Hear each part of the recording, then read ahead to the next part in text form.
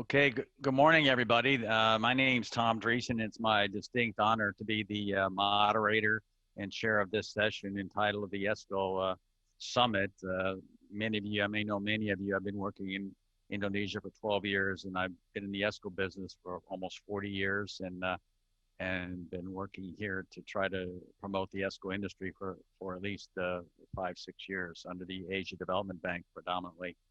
But the Esco business model is really targeted by the Indonesian government to contribute mightily to the energy performance industry. And that's the purpose of this session, that we plan to address the challenges and what it takes to make the Esco business model perform as expected by the government. And I'm really honored today to be able to say that we have as our lead speaker to kick off this session, the Dewi of Renewable and Energy Conservation, Dadan Kusdiana, who's going to lead off our session and give some opening remarks on the government sector support of the Esco industry. So before joining as Dewi, he was head of the Research and Development Agency for MEMR, and then also senior advisor to the Ministry of the Economic and Natural Resources. So again, it's my distinct pleasure to introduce Pak Dadan. Please, Pak Dadan. Thank you, Pak Thomas. Pak Thomas Dreessen, very good morning. Assalamualaikum warahmatullahi wabarakatuh. Selamat pagi, salam sehat untuk kita semua. So I would like to start with, yes, thank you for the introduction, Pak Thomas. And the topic for this morning, I think, is related with Esco. So I would like to share some slides to have the information shared perfectly, and also just to keep in time. Ibu Bapak sekalian, next. So I would like to start with providing you with the target of NDC. So Indonesia has defined long-term carbon emission reduction objectives as part of our NDC. In the NDC, the energy sector is playing an important role.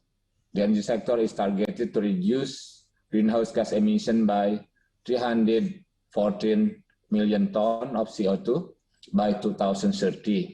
This is accounted for 38% of our national emission reduction target in 2030, or this is equivalent to 29% of the target.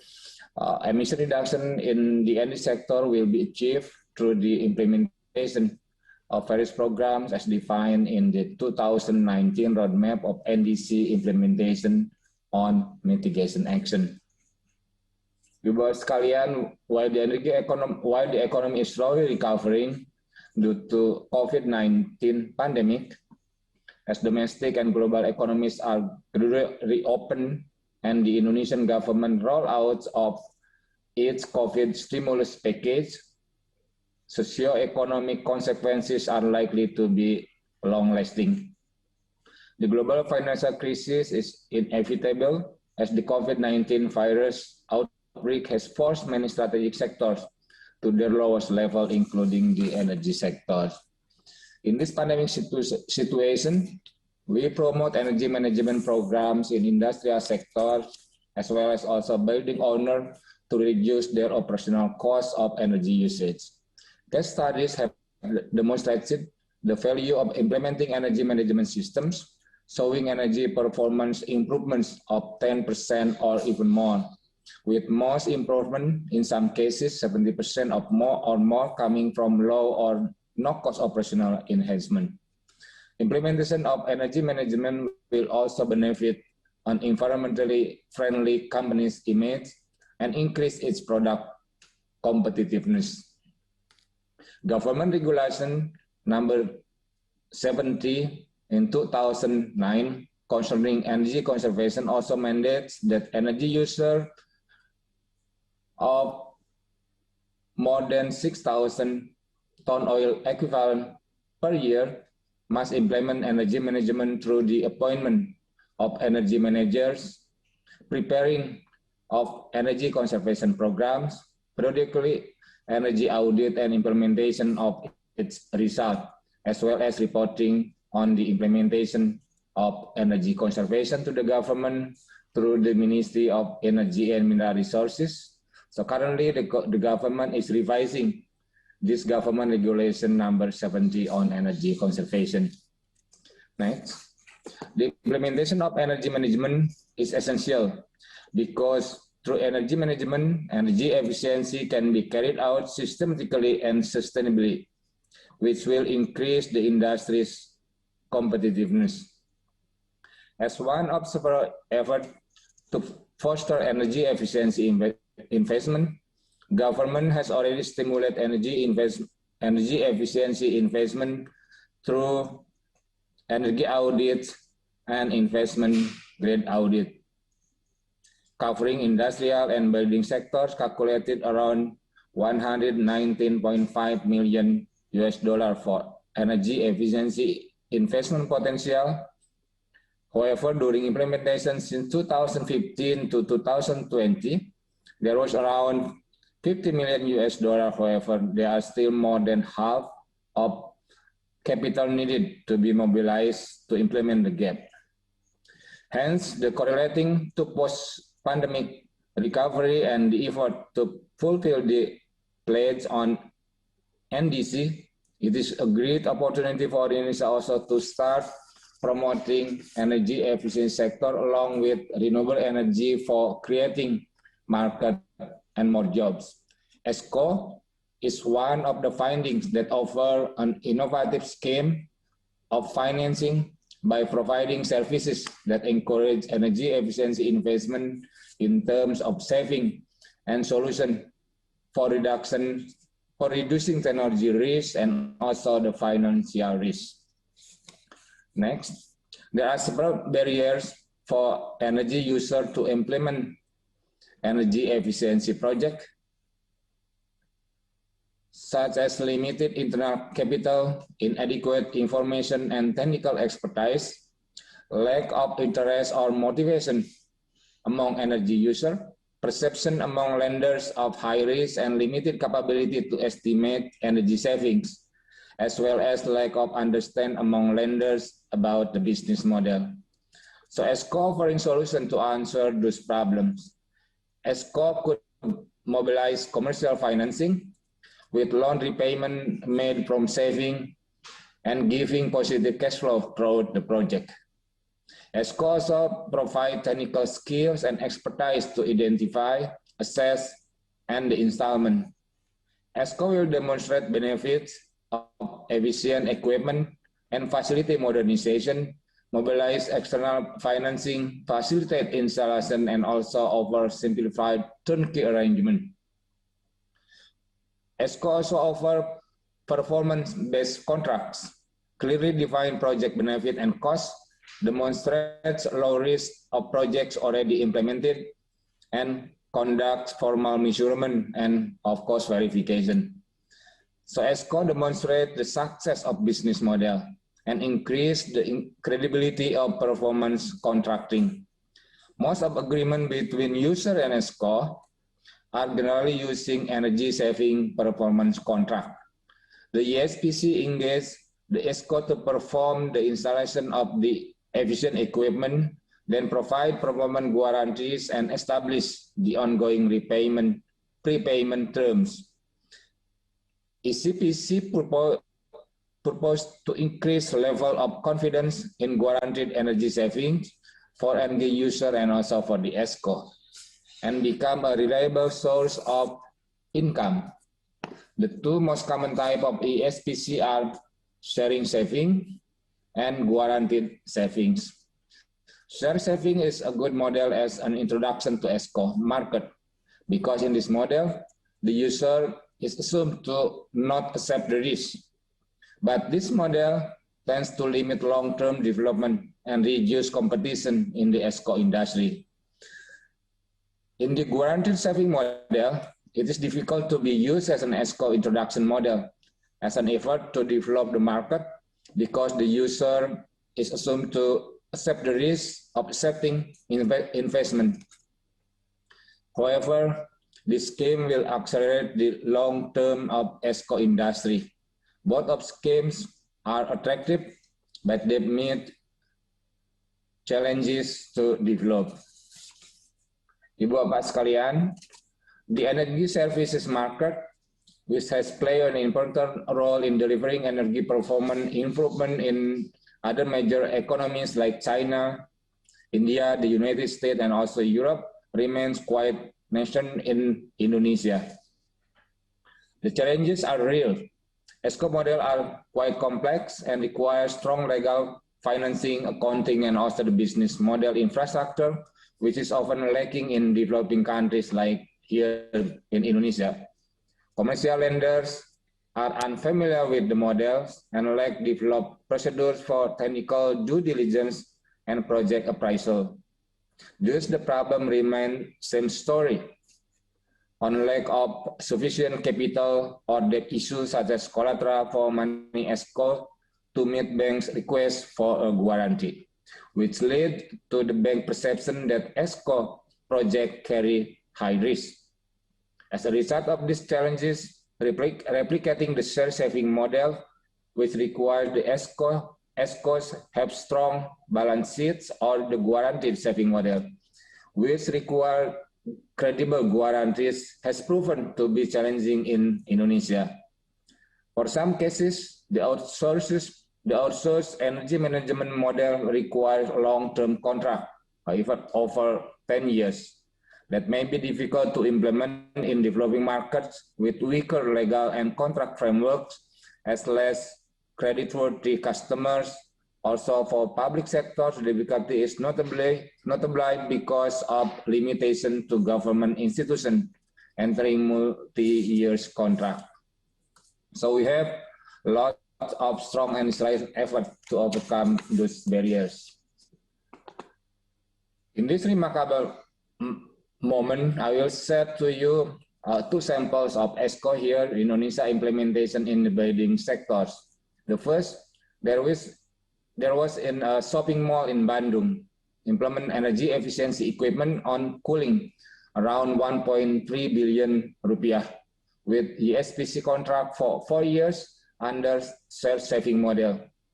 The shopping mall received benefit from this contract for quite some time. However, by seeing this benefit, the consumer tends to change the contract from saving to fixed payment. Another story was an office building in Jakarta planned to deal with Esco scheme by using IGA facility from the government. They plan to retrofit 1 unit of air-cooled to water-cooled chiller. The project is estimated around 3.2 billion rupiah and the calculated saving around 1.2 billion rupiah per year, respectively. However, the challenge came from the Esco company. They see a risk of a fair repayment from customer. For this reason, the Esco asked for a guarantee in the event of failure. The Esco came to an insurance company to seek an opportunity of this guarantee. Nevertheless, there was no appropriate product of guarantee in our insurance business. Added to this, the insurance company required 100% value of asset as collateral of Esco, and fairly high premium because the insurance company did not recognize the Esco business model.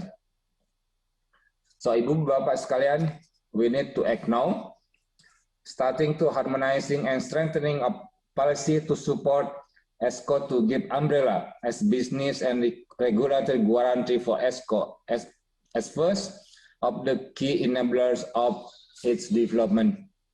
Government, along with Maskeei, Afganindo, and also many experts, have already drafted several points to introduce Esco on revise of the government regulation on energy conservation. Second, increasing enforceable of Esco by bankability increment is a must to adjust perception of financial institution or bank to access debt by collaboration with OJK and also financial institution to find a way of unravel trade of perception and commercial loan issues. The third, due to the lack of such successful of both share saving and also guarantee saving of energy service market in Indonesia, we can start developing innovative financing scheme. Simple business models adjusted to local market conditions should be used to introduce Esco markets in the country. Fourth, we can help jumpstart the market through initiatives such as pilot Esco projects. Efforts to demonstrate successful application will increase market confidence and create more attractive conditions for efficiency, energy, finance, and the investment. The fifth, we also can collaborate with special mission vehicles such as PT SMI and also BP DLH to support ESCO business as financial institution or trustee. Also with international collaboration for gathering information and also the global network of ESCO. Additional support can include measures to enable energy service companies, the ESCOs, such as continued training on investment grade audits and also development of certification of third-party monitoring and evaluation. Last, the sixth, to get a significant number of interest, a scope of easiness of the business process by developing and offering digital technology combined with smart technology should be considered by ESCO.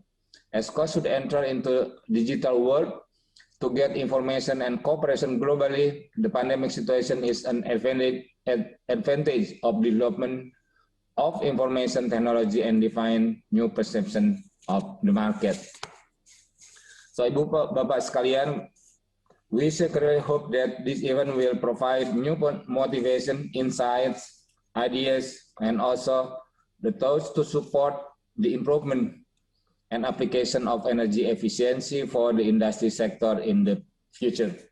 We greatly appreciate the Maskeei Corporation in supporting and being our partner for years for drafting regulation, doing capacity building, advice, and many more, especially in the current situation. With this support, this could be our momentum to promote and scale up the ESCO, including efficiency and successfully supporting the emission reduction. To all, ladies and gentlemen, thank you very much for your participation. I wish you all very successful in the fruitful discussion. I hope this event should spawn meaningful effort. Let us walk the talk, help the government to help the others. The climate change is real, and the world is in the difficult situation. The countdown has begun. So thank you, Pak Thomas. Thank you all. Terima kasih. Assalamualaikum warahmatullahi wabarakatuh. Thank you, Pak Dadan. I'm very impressed with your knowledge of the ESCO model, and you did an excellent job, comprehensive job of identifying the benefits, the barriers, and perhaps steps going forward. I don't know if you're sticking around. We have one question. Do you have time to answer perhaps one question, Pak Dadan, that came up? Yes, please. So this came in from Erwin Kasim. It says the challenge to execute EE project, entity to provide guarantee to get loan, how entity can support from government or from guarantor. So I guess they're trying to, the question is, how can the entity get support from the government or a guarantor when it comes to executing an EE project on the financing side? If you have any thoughts on that. Is that well? Yeah.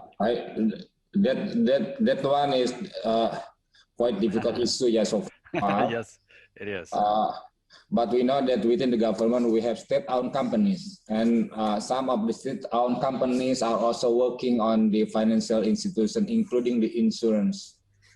I've tried also to discuss this issue some years ago, and I think we have the opportunity also to talk with these companies. I mean, the state-owned companies that are working specifically on the insurance projects. So. Yeah, you're right. I think there is possibility for that, Pak Thomas. I think you're right. I will tell you, I've been working for years. I did a project under ADB for the Indonesia Exim Bank in 2014, and they were very much in favor of of doing what I feel is needed in the marketplace, and that is provide an energy savings insurance product. So it guarantees the savings, because that's you'll hear my presentation, that's one of the biggest gaps in the marketplace, is the end users don't have knowledge about how the savings are going to be achieved, measured, verified.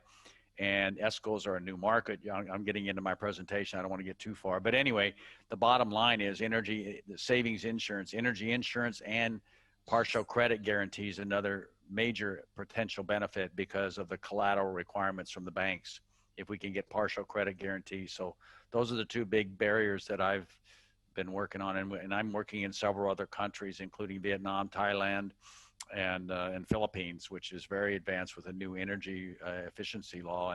And they all have the same needs in the marketplace for those type of products to open up and really kind of gain confidence and remove barriers in the marketplace. Sorry, a little bit long answer, but yeah, I think you're exactly right. The insurance product is the ultimate solution from a reputable player in the marketplace. Okay, so is there another question here real quickly? No, it's the same. Okay, so I'm going to move in then, I guess, into my presentation. My apologies for moderating and also presenting. That's a bit presumptuous on my part, but I wanted to kind of set the framework from my knowledge of having been here 12 years and having had ESCOs in 10 countries, and having worked for at least 3 to 4 years in trying to do industrial ESCO work here in the country and running into many challenges. So I wanted to offer my insights to the participants with respect to the ESCO barriers and solutions that I see in Indonesia. So could we please have my presentation put up, please? Is somebody doing that? Or should I put it on myself, share my screen?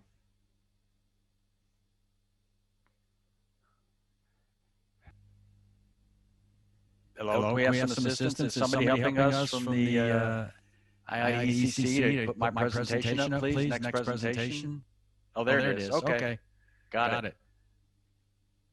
All right. Maybe you can. So what I'm going to talk about is, and I'm just going to highlight my first slide here, just to elaborate a little bit on it very well.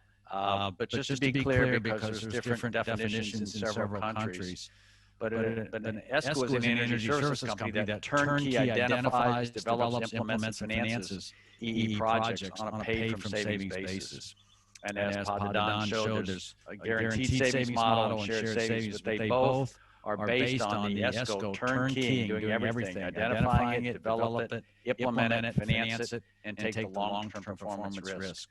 So they assume all the performance and funding risk, including providing all the working capital to develop the project, which includes an investment-grade audit, and then funding all the capital expenditure, the CapEx, and having it at risk for being repaid from savings. So one of the big benefits of the ESCO model is the development risk, which tends to not always be understood, and really is a true benefit in the governmental sector because of the ESCO being providing the development of the identification of the measures, the concepts, and then the actual investment grade audit. So all of that is done at no cost, and at the end of the day, if the ESCO cannot arrive at a project that identify a project that can be paid from savings, the facility owner does not have to pay anything. So it's a really tremendous shift in the risk of the performance and development of the project.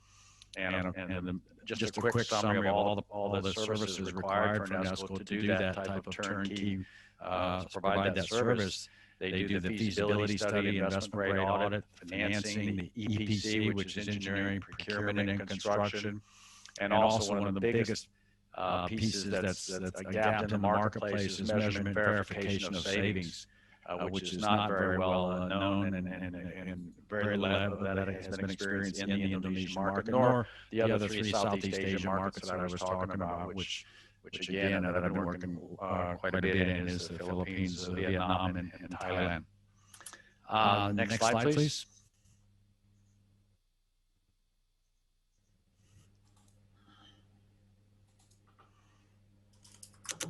Yeah, so could you move it up a little bit so I get the last bullet? So Many of the barriers that so can anybody else see the bottom of the slide? I don't know if you can see it or not. Can you move the slide up, down a little bit to get all the bullets at the bottom? Don't. Yes, thank you. So these are the barriers that I see for Escos in Indonesia, and Dadan did a great job of identifying the barriers for Escos, and these are ones that I personally have experienced, and I think are that I feel are very critical to overcome and are creating problems for Escos to be successful in Indonesia. First one, of course, is the low electric rates, which is something that can't really be helped per se, but the result of that is it results in long payback periods, which creates the need for long-term contracts, 10 years plus, as was stated earlier. And that's a problem for many facility owners not wanting to enter into agreements for that long a period of time. The second one, and this is probably one of the biggest ones, is there's just low EE market demand. And that's one of the biggest problems that I see in Indonesia. The financing's a problem, and risks and perception of risk are a problem. At the end of the day is, from the industrial and private sector, there's relatively low market demand for energy efficiency, and that's due to the low energy knowledge. The EE knowledge is what I call almost a void in the marketplace, because they've been told for years, don't look at energy efficiency. The paybacks are not good because of low electric rates. So because of that, there's very limited capacity and very little knowledge about EE, low awareness and low understanding, and therefore low confidence in energy savings. So when you couple that with a nascent new Esco industry where there's no supporting regulation, no credibility, and low capacity to develop bankable projects, it creates a pretty formidable barrier for the market. And then adding, of course, the lack of commercially attractive EE financing. Again, these barriers are very common in all 4 countries that I'm working in Southeast Asia. This is not just a phenomenon within Indonesia.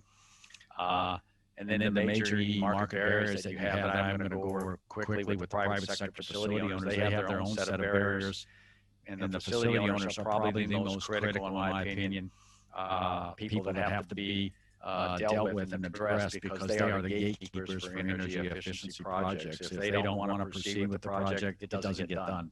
So it doesn't matter how attractive financing, incentives, if they are not convinced that they want to implement an energy efficiency project, the market is not going to be penetrated. And then, of course, the last is there's major, on the governmental side, as Dadan noted, that there's barriers to the government sector. There's major regulatory barriers Escos from implementing, as he said, and it's correct, long-term multi-year savings, paid-from savings business model, which I'm going to address later in this presentation. Next slide, please. So these are just major barriers that I feel are worth letting everybody be aware of, that I've faced personally in the country with my industrial Esco. Is essentially the facility owners view EE projects as infrastructure investments. Replacing a boiler, a chiller, a motor. They view that as an infrastructure investment, and don't fix it and not to do it until it's broken. Excuse me. And it cannot compete with their capital. Excuse me.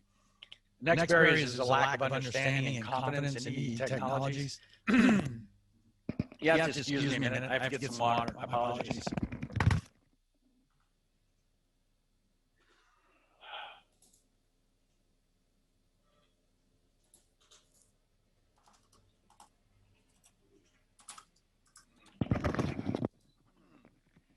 There, my apologies.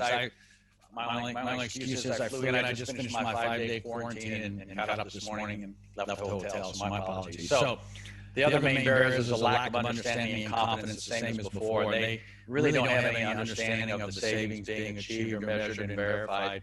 In my project with the Indonesia Exim Bank, we lost several projects that were approved for funding, and at the end of the day, the CEO would come in and say, if this loan if the savings are not achieved, do we have to still repay the loan? And the answer was yes. And so they ended up not doing the project.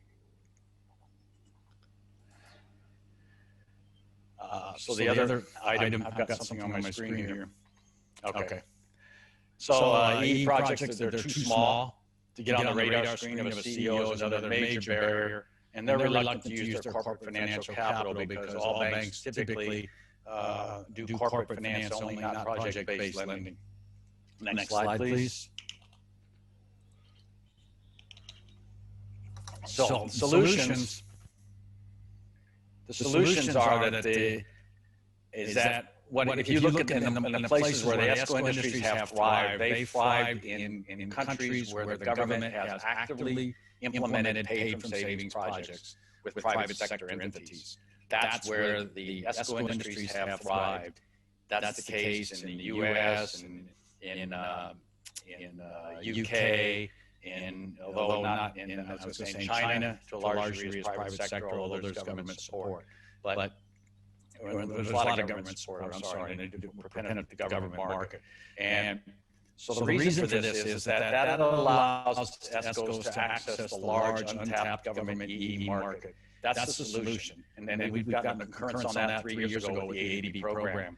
And so what we're doing is, the market is quite large, and this is my estimate of the market. Of what I think is, you've got the government-owned offices and hospitals that I estimate the untapped market annual savings of roughly almost $227 million, investment of $1.8 billion, and then public street lighting alone, I believe, is a market potential savings of 183 million USD, or 3 trillion rupees, and 16 trillion rupees, so 1.1 billion. So the market is huge in the governmental sector, and it's virtually untapped in Indonesia.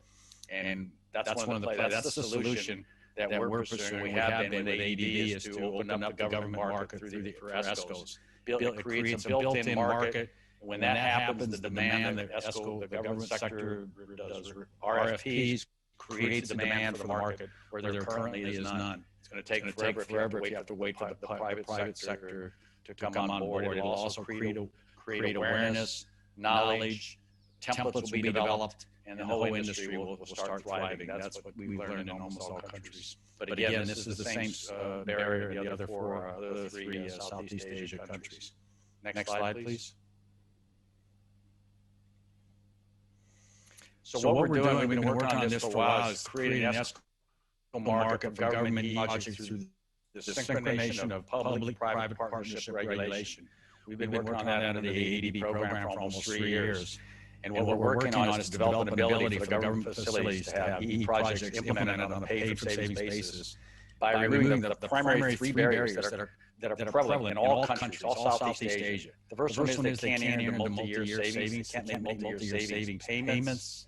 The second one is, and that's just because they typically can only allocate funding for the current fiscal year.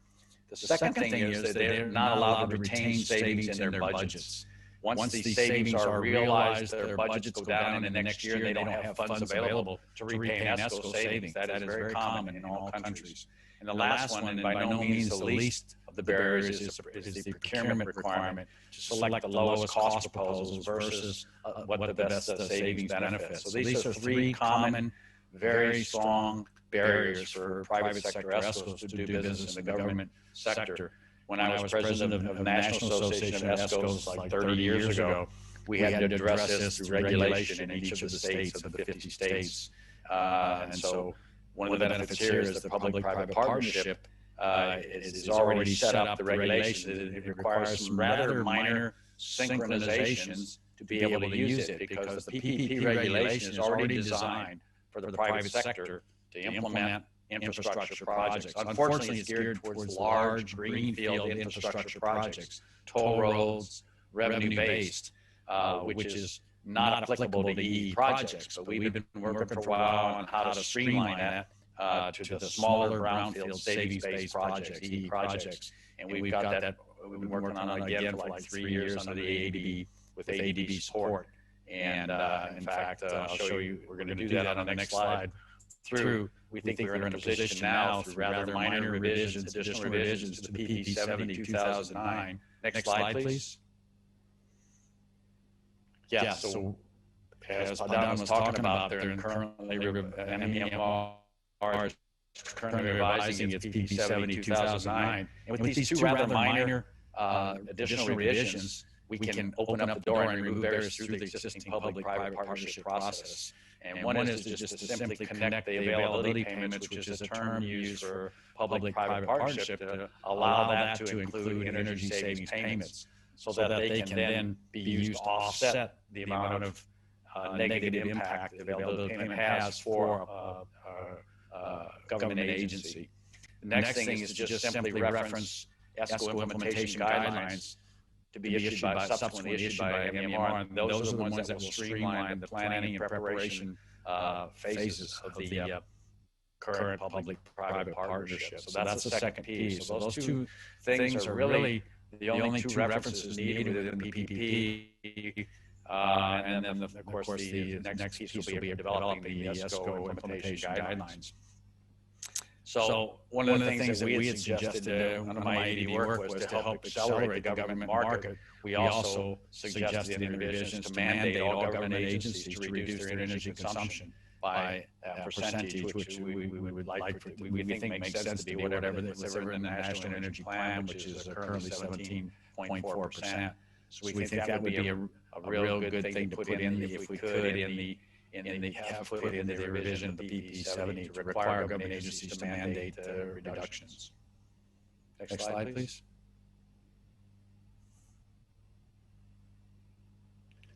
So I think the benefits have already been well articulated by Dadan in terms of for the paid from savings.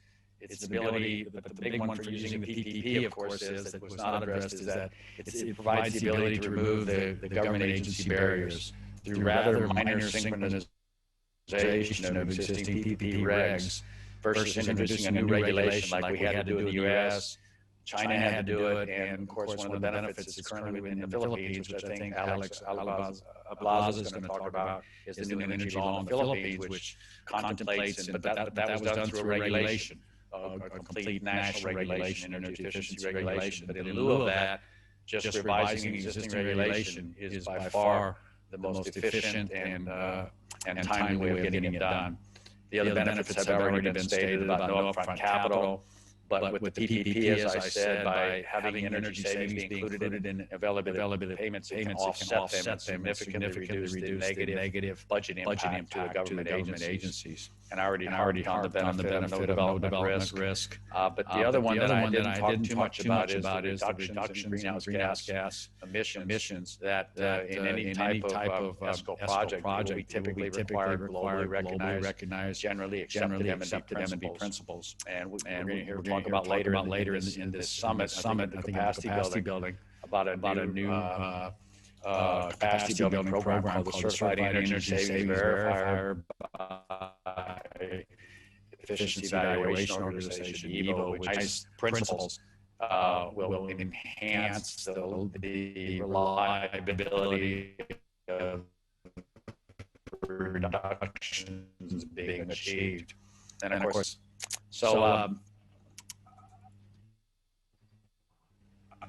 I think next slide, please. I think that's the end of my presentation.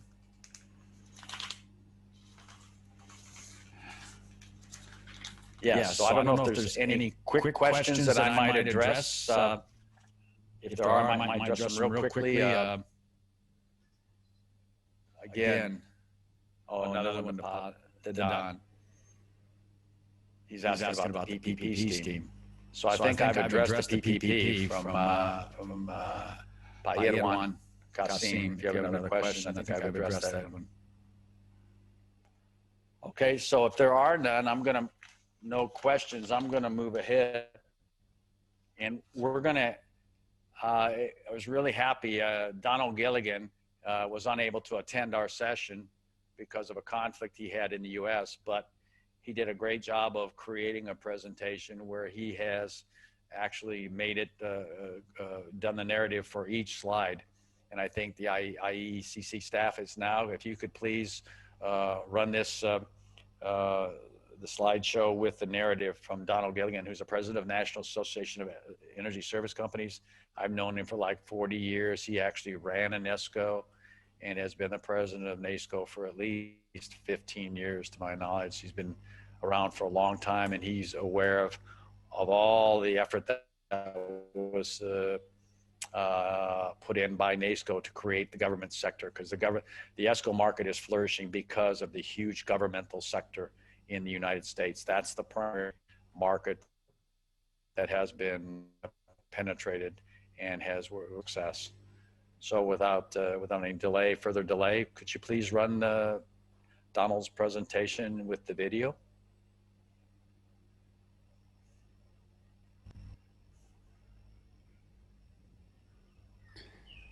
Hello, and thank you for inviting me to your conference. I'm Donald Gilligan, the President of the National Association of Energy Service Companies, what we call NAESCO, in the United States. And I'm going to talk for a few minutes about what we have learned in the development of the U.S. ESCO industry that might be helpful to you as you develop the industry in Indonesia. My presentation will be divided into 5 sections. I'll provide a short introduction to NAESCO, talk for a few minutes about the phases of the U.S. industry growth, what we see as the major market drivers, what we have experienced as the role of technology in the growth of the industry, and then talk about risk management, which we think is the most important aspect of the business management. NAESCO, is the National Trade Association of Energy Service Companies in the U.S. We were founded in 1983. We have about 110 members. I'm saying about because we're in a growth spurt and we're adding members on a weekly basis. 42 of our members are ESCOs. The rest are affiliates that provide equipment and services to ESCOs. Our members implement about $7 billion of projects annually, and historically we have delivered $60 billion in projects paid from savings, about 500 person-years of direct employment, and very substantial CO2 reductions. Our projects include energy efficiency, renewable energy, and a full array of sustainability technologies, which I'll talk about later in the presentation. And virtually all of our projects are performance contracts in public facilities. First, I would like to talk about the phases of ESCO growth in the U.S. This graphic shows how the industry has grown in the past 30 years. The growth has been pretty steady, even through the financial recession in 2008 to 2011, and we anticipate continuing this growth trend over the next few years.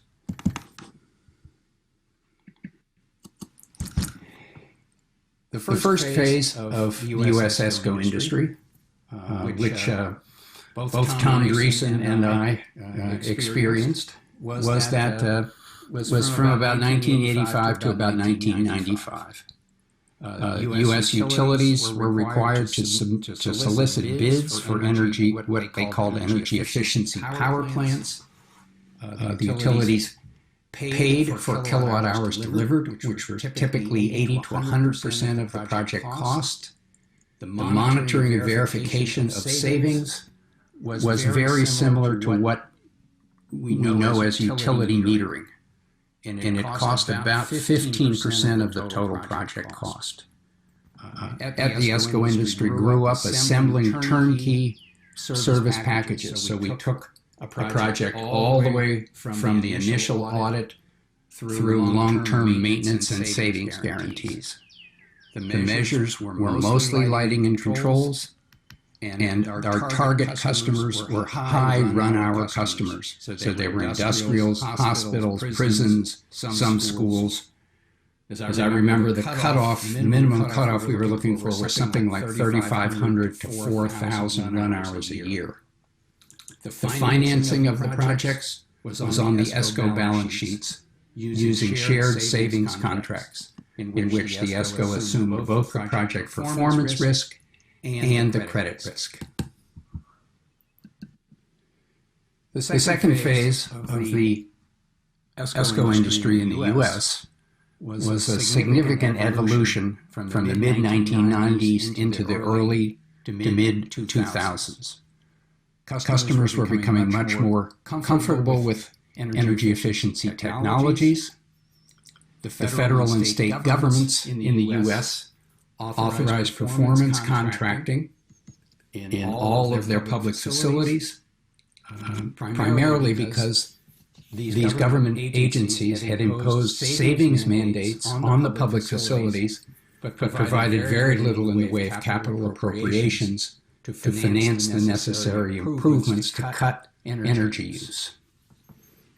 Our projects became much larger and more complex, which in turn increased the project development costs and risks. In the U.S., the development time for a project ranges from 1 year to maybe 2 to 2.5 years, during which the ESCO has to carry those development costs, which is a real risk to the business. The consequence was that many of the entrepreneurial ESCO companies found that they could not continue to grow and compete in that business. And utilities were very anxious at that time to buy ESCOs. So there were, in the late 1990s and early 2000s, there were maybe 50 utility-owned ESCOs. That trend only lasted for a few years. Today, as NAESCO members, we have maybe 5 or 6 utility-owned ESCOs. The ESCO industry developed a new financing model in which guaranteed savings replaced shared savings, which brought banks and specialized financing companies into the business. They were able to dramatically lower interest rates in the U.S. market from something like approaching 20% implied interest in shared savings contracts to under 5% for most contracts that are guaranteed savings. We also worked with a number of organizations, Major Engineering Association in the U.S., the Department of Energy, and a few other groups to create the IPMVP, which I think many of you probably use today in your projects.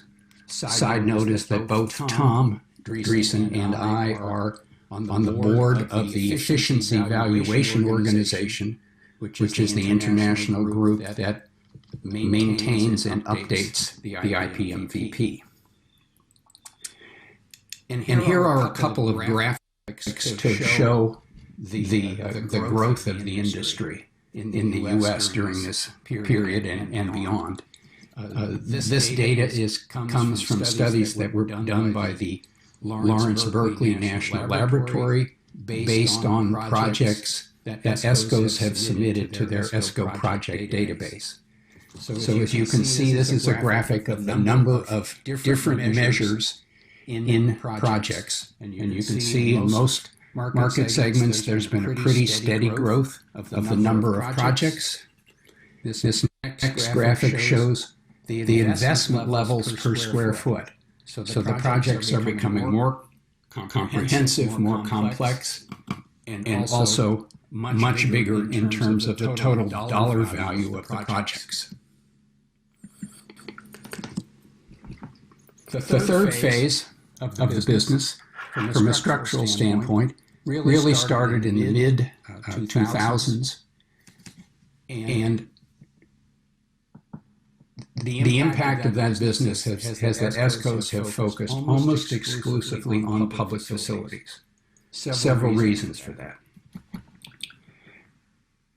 At the beginning of this millennium, industrial and large commercial customers signed up, many of these customers signed up for long-term contracts with Enron and a number of vendors who were competing with Enron, who sold projects that they could not fulfill.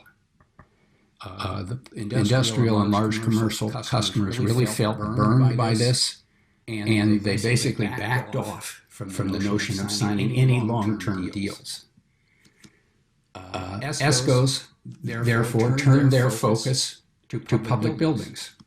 Public buildings, the market is driven by energy savings mandates, by a lack of capital for deferred maintenance and just basic capital improvements, which meant that the size of the projects could expand significantly. We were able to address that market need because our projects pay for improvements with savings. So savings coming from both the elimination of energy waste and the elimination of maintenance on decrepit equipment.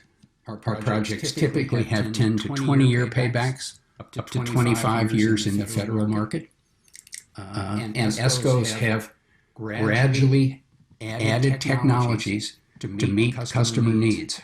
So we started with energy efficiency, lighting and controls, expanded to the whole range of efficiency technologies, distributed generation, renewables. Now energy storage is becoming a big deal in the U.S., street lighting retrofits, and a significantly growing market in the U.S. is water and wastewater infrastructure, both the metering side of the infrastructure and the pumps and processing in the water supply and wastewater treatment. The utility subsidies across the country help the project economics, but they're really not a major driver in the U.S. This is a graphic which just summarizes that, what I've just said, and you can see that the private facilities are in the orange bar at the top of each of these columns. Less than 10% of our market is in private facilities.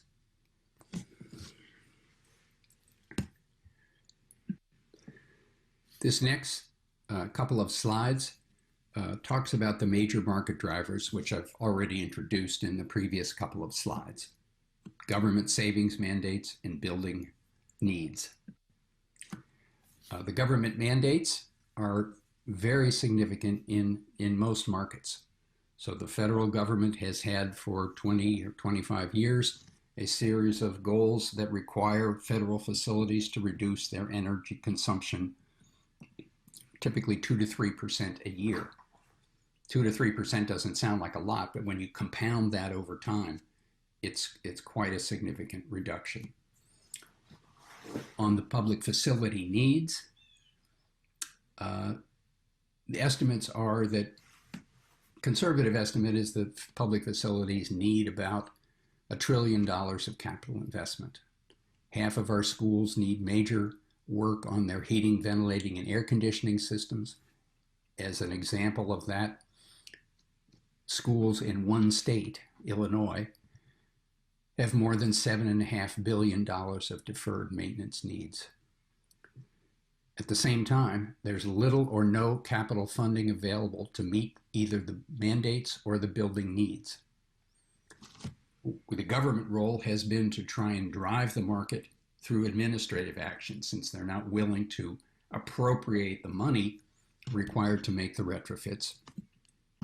They've helped the industry grow a lot through things like standardized performance contracting, project processes and documents, competitive solicitations to create lists of qualified ESCOs so that customers can be secure that they're choosing quality companies rather than fly-by-night companies.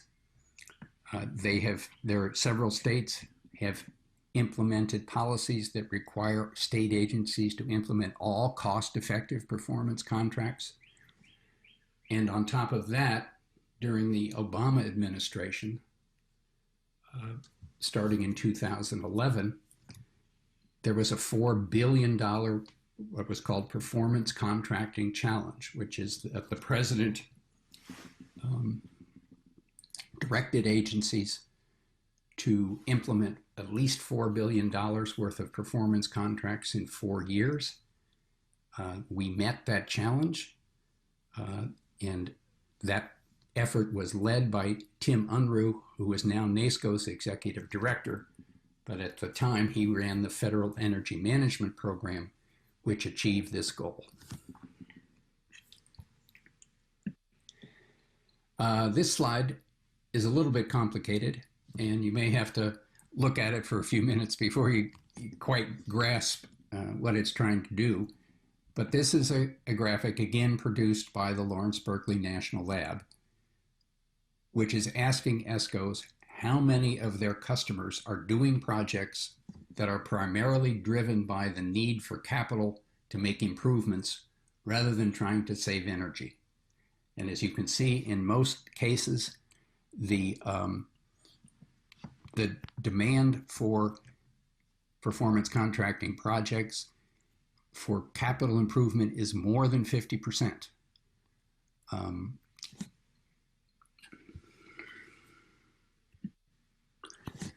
The next couple of slides deal with what we think has been the role of technologies in the growth of the US and ESCO industry. Our conclusion is that technologies are not the key to long-term growth, but as you'll see, the growth actually comes in waves of technology. This is looking at 3 different technologies as examples of the wave situation that we have observed. So on the far left, lighting was the first technology that really was promulgated by ESCOs, drove the first phase of growth of the market. ESCOs dominated the market because they knew the technology better than anybody else in the business, and they actually had to warehouse equipment because normal electrical distributors wouldn't do that. But over a few years, the market caught up. Lighting firms learned the new technology. Project specifications became very routine. Equipment was stocked by distributors in big box stores. And so what happened is that ESCOs learned to partner with lighting firms to shift the risk to the lighting firms from the ESCO. Second stage was HVAC and controls. Again, a similar kind of situation. ESCOs led off, particularly the large companies that were owned by major control manufacturers like Honeywell or Johnson Controls or Siemens. They were able to manage these kinds of complex projects pretty well, but again, the market caught up and ESCOs learned to partner with mechanical contractors. We've also seen the same trend in solar photovoltaic on customer facilities. Initially, the ESCOs bundled PV into a comprehensive project because the short-term paybacks of lighting and controls enabled the project to include the long-term photovoltaics. Again, the market caught up and ESCOs learned to partner with people who had been their competitors. And this is a graphic. Again, it's one of these complicated graphics that'll need a little study, but it shows what we call the dominant retrofit strategy in the different market segments in the different time bins over the last 30 years. And the final section is what we think we have learned about what's really key to the ESCO business, which is risk management. We see several different areas of risk management, and the key to success is to identify and minimize those risks. So the first risk is marketing and sales. Understand what you're selling. You're selling comprehensive, in the US, we're selling comprehensive long payback projects. So we need to identify which customers want to buy that.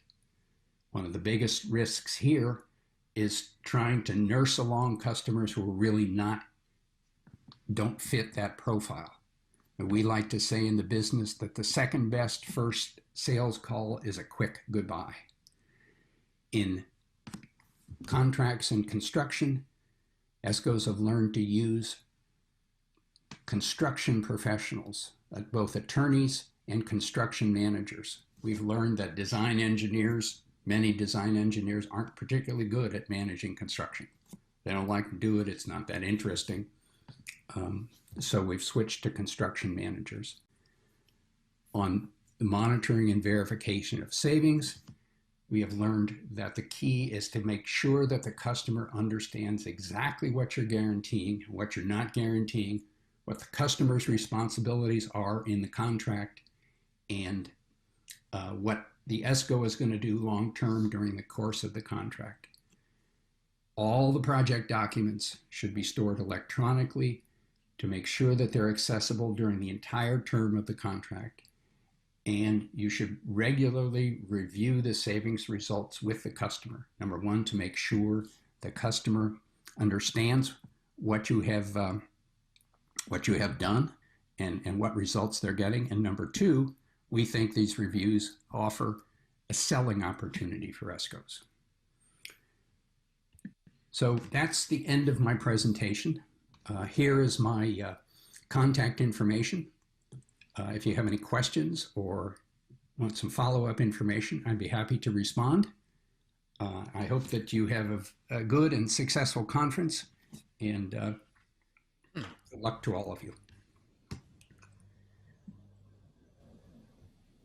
Wow, that was a very comprehensive presentation by Donald. We appreciate it, and hopefully the participants got a lot of knowledge out of the success of the ESCO industry in the U.S. I'm not going to talk too much about it, but if any questions come up, I'm very happy to address them because I was participating in much of that marketplace up until about 15 years ago. So I want to move forward so we don't run out of time, and our next presentation is going to go over to the Philippines, where I've been working a little bit with Alex Ablaza, who's the president of the Philippines Energy Efficiency Alliance. And he's been very active there in promoting the market. He's a real champion of the ESCO industry, has been very active in the national law that's in place now, and is one of the main reasons that it's been so successful. So I'm so happy to have him on this panel to share with us what he sees of the government challenges and the prospects in removing government barriers in the Philippines. So Alex, please can start off, take off. Well, thank you, Tom. I'd ask the organizers to flash my presentation, please. While they're getting my slides ready, I'd like to say that the global ESCO market is continuing to grow. The last record or report of the International Energy Agency says that the global ESCO market has grown to be at least $33 billion. And it's interesting that 60% of the global ESCO volume sits in Asia. So it's really a clear imperative that to help the more nascent markets by getting knowledge and capital support from, let's say, development community or the governments, if not the more mature ESCO markets in the region. Today, I speak about the Philippine experience in removing energy efficiency and ESCO market barriers through energy efficiency policy reform and innovative financing. Next slide. The slide before that, please. The Philippine Energy Efficiency Alliance is a nonprofit. So we're kind of a hybrid between Maskeei and Apkenindo. Because we started off the first 11 years from May 2005 as a pure ESCO association. But in 2016, we saw ourselves, hey, the energy efficiency market needs a bigger push from other energy efficiency market stakeholders. So we introduced 4 more membership categories. Aside from the accredited ESCOs, we invited energy efficiency technology solutions and service providers. The third would be the financiers and the investors. The fourth would be the nonprofits, the academia and research institutions. And the fifth would be large organizations which have embraced energy efficiency as a core activity. And together we partner with government. We help government in steering policy and market reforms. And I think the biggest output was the passage of the Energy Efficiency and Conservation Act. After 29 years of sliding back to voluntary regime, we're back to a mandatory regime starting in 2019. And we call ourselves PE2 for short. Next slide. The second hat I wear is that of the Asia Pacific ESCO Industry Alliance. I had the honor of convening 10 country ESCO associations to create a regional platform for knowledge exchange and very soon capacity building resources. So we now have 10 country associations. I'm happy to report that Apcanindo was accepted as the 10th country ESCO association 2 months ago. And we now have the ESCO associations of China, India, Indonesia, Japan, Korea, Malaysia, Philippines, Singapore, Taiwan, and Thailand as members of this alliance. And we're in the process of registering a legal entity in Singapore. Next slide. Also, to help you understand, the Global ESCO Network is a creation. We have, aside from Asia Pacific ESCO Industry Alliance, we have other ESCO markets. Donald mentioned Tim Unruh. He represents the US NAESCO over here.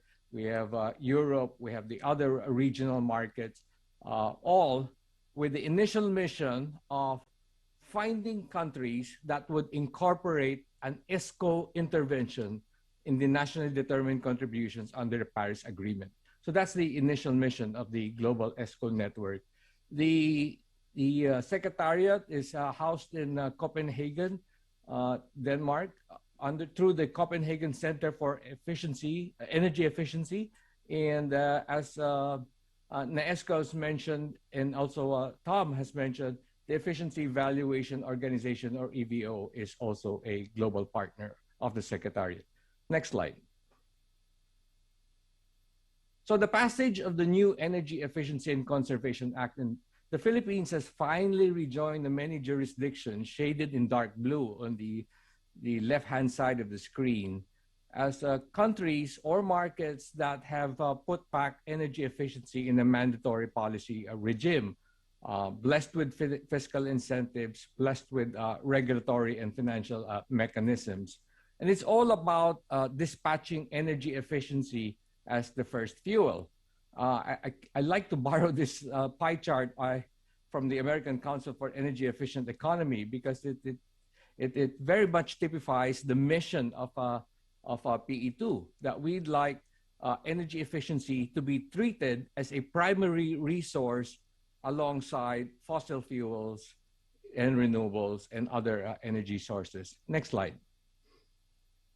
So what we hope to achieve in the economy through 2040 is to shave off 182 million tons of oil equivalent, defer 45,000 megawatts, avoid 1.7 gigatons of CO2. But this will not come by itself. We need policy intervention. We need to mobilize $243 billion in capital investments in the next 2 decades. Next slide. So it's all about mobilizing $243 billion. Now, if we concentrate on the business as usual financing mechanisms, what we call the on-balance sheet of self-finance, debt finance, lease finance, then we believe that we could only mobilize $81 billion. The 2/3 slice of $162 billion will have to be mobilized through more innovative financial modalities, which includes off-balance sheet mechanisms such as ESCO performance contracts, PPP transactions, as Tom has described, joint venture agreements with government aggregation, large-scale government-led retrofit programs, and other off-balance sheet modalities. Next slide. So the major barriers, if we start at the lower left, first, energy efficiency is not a core activity of commercial and industrial end users, and even government agencies, even the public sector. Next, before the Energy Efficiency and Conservation Law was enforced, Esco accreditation system was rather weak, and it did not muster enough qualified Escos. Third, Escos have limited access to debt finance. I think this is universal across Asia, as Thomas pointed out. Fourth, the Esco sector needs to build capacities. We need M&V professionals. We need more IP MVP people who understand how to perform level 3 audits and perform and design M&V plans. Fifth, Esco project investments need access to fiscal incentives. And last, government procurement disallowed Esco contracts. Next slide. So the Energy Efficiency Conservation Law, which we call Republic Act 11285, addresses many of these barriers. It crafts a role for government. It creates a rather powerful agency of 8 ministries getting together and forming a specific interagency committee for energy efficiency and conservation. It certifies professionals and ESCOs. It sets energy performance standards, even for buildings and motor vehicles and appliances. It sets obligations for designated establishments. Compared to Indonesia's minimum consumption of 6,000 tons of oil equivalent per year, in the Philippines, designated establishments consuming 500,000 kilowatt hours a year will start to have obligations. Next, fiscal and non-fiscal incentives and other features of the law. Next slide. So the government, after issuing the law and implementing rules and the regulations, issued guidelines through department circulars of the Energy Ministry called DOE. First are the guidelines for the registration and certification of ESCOs. The second would be the guidelines for the registration and certification of energy conservation officers and certified energy managers and energy auditors. And the third set of guidelines is for the endorsement of energy efficiency projects for fiscal incentives, which was signed last month. Next slide. Now, this powerful 8-ministry interagency group called IAEECC passed 2 resolutions so far. First is directing all public agencies, national and local, to perform energy audits. Next, it's to phase out non-LED lighting across all public facilities. So that includes indoor lighting and public outdoor lighting.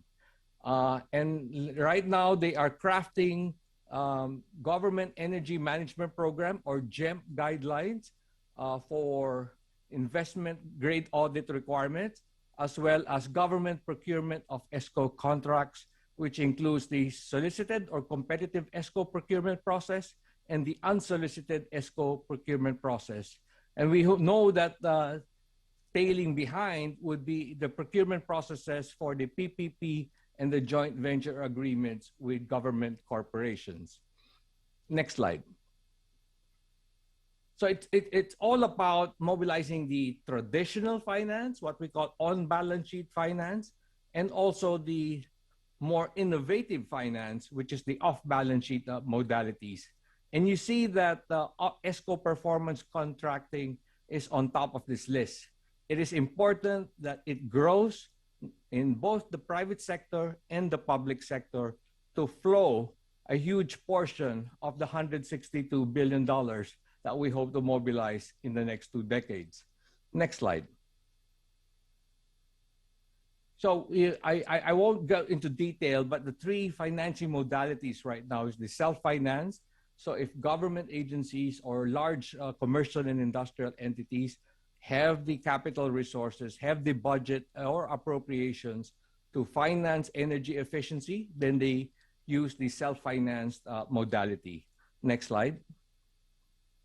Otherwise, a financial institution will flow debt capital to either the end user under the guaranteed savings, which was explained earlier, and the shared savings flowing through the Esco.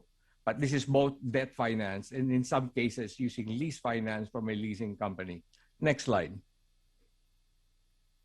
Now, the innovation that we bring is that what if Escos, my finding working across 14 markets in Asia and the Middle East, I find that energy Escos, 98% of Escos in developing Asia have very limited access to debt capital to fully pursue their pipeline of performance contracts. So what markets need is to flow equity capital alongside debt capital. And this would require third-party investors. It could be the form of project SPVs. It could form a government-owned super ESCO. It could be a private equity vehicles or funds specifically to flow equity capital to ESCOs instead of debt capital. Next slide.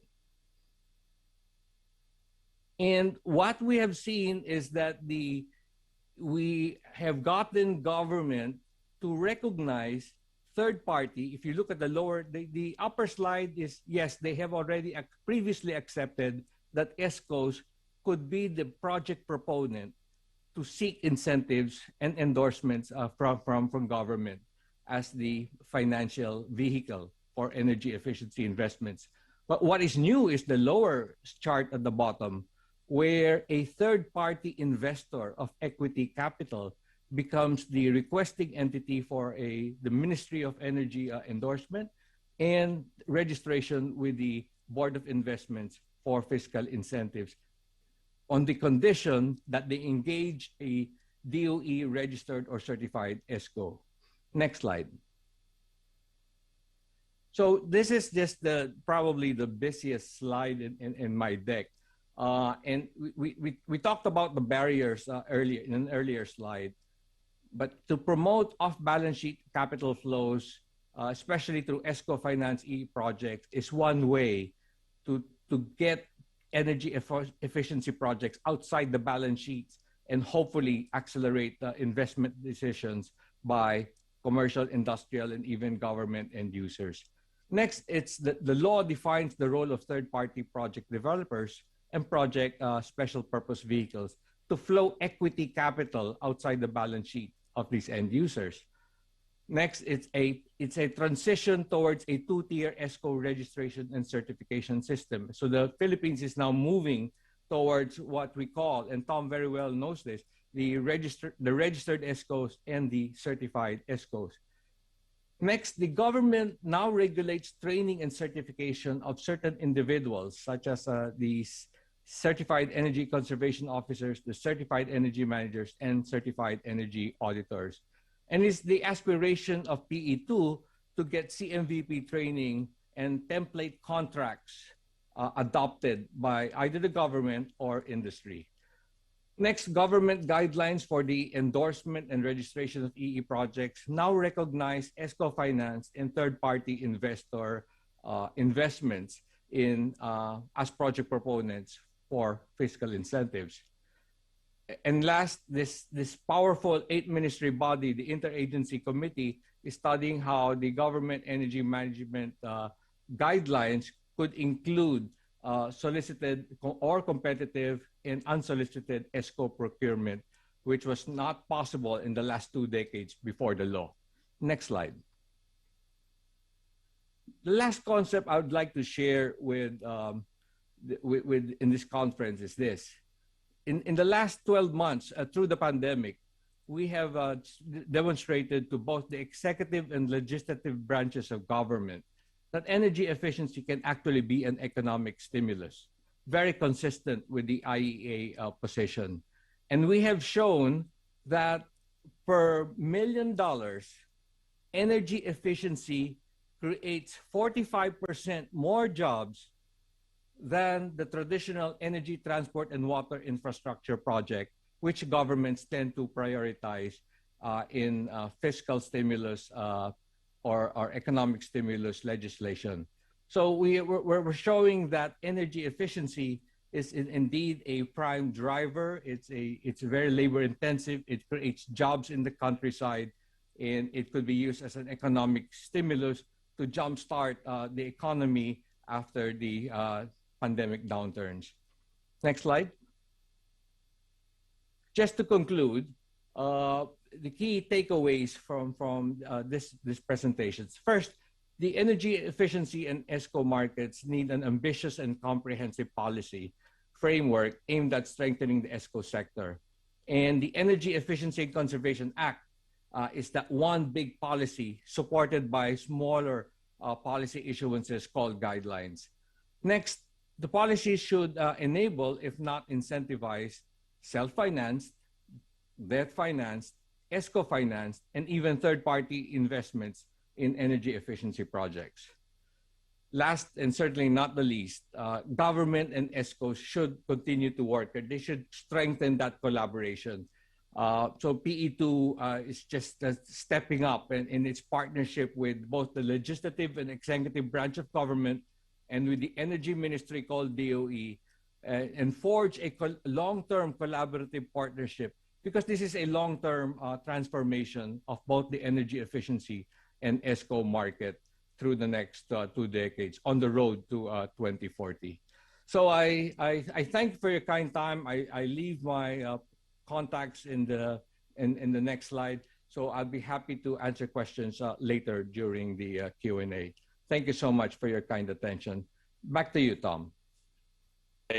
Great presentation, Alex. We have a quick question maybe you could address before we get to the end. One of our ESCOs, actually the state-owned ESCO, Widodo, asked if you had any specific advice on how to better develop the ESCOs in Indonesia. I'm not sure. Anyway, you might want to give just a quick your quick thoughts on that. Well, I think number one, it's already a big step that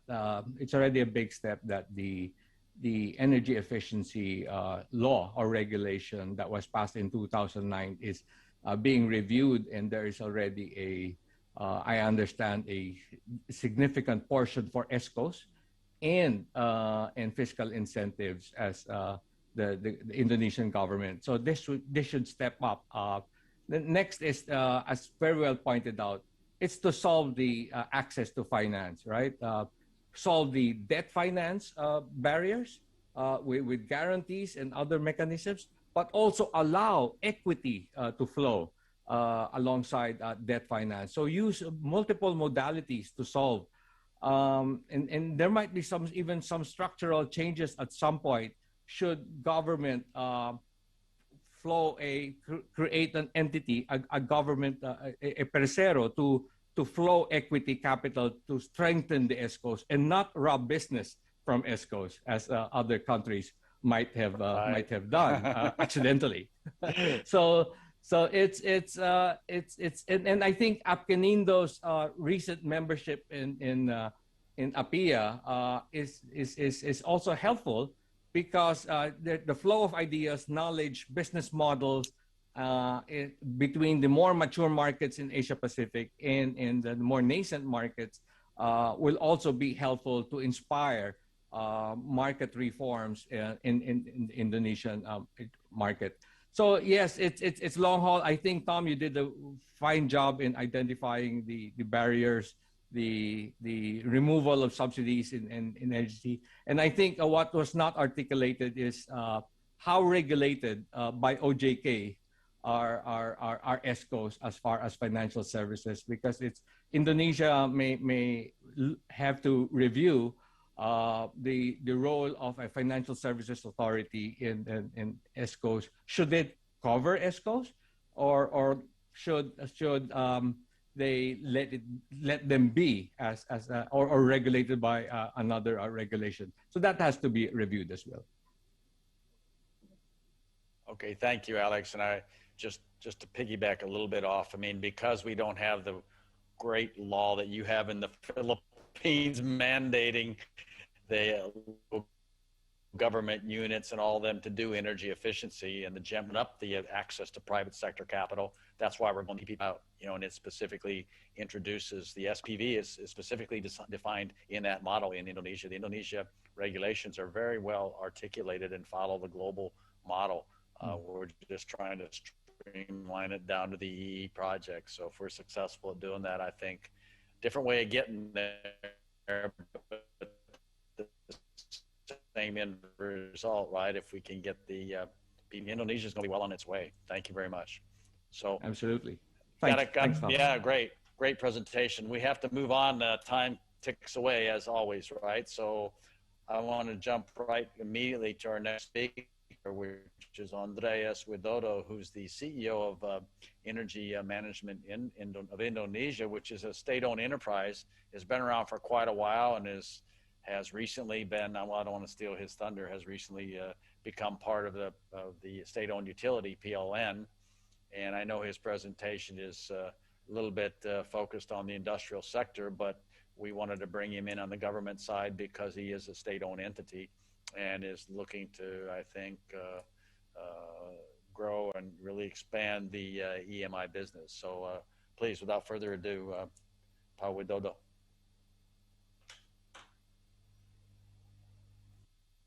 Go ahead and start. Are you on mute, maybe?